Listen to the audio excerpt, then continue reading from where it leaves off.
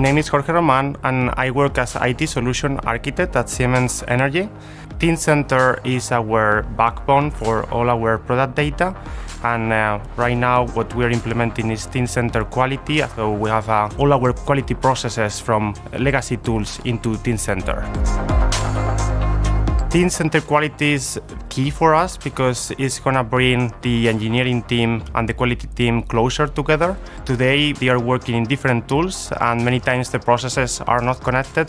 So this is going to open the door for integrating many processes like change management. For example, updating a design change could also trigger a quality change.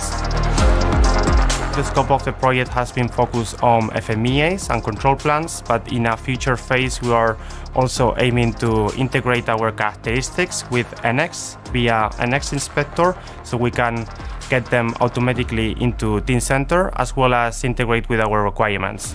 And that means that once we have that achieved, we can go from characteristics all the way to requirement management.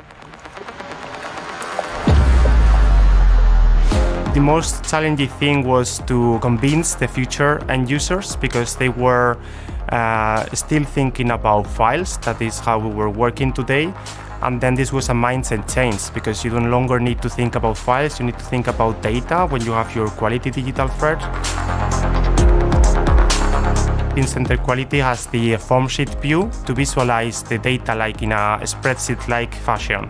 So this was really like the middle step to get our end users on board from spreadsheets into Teamcenter Quality.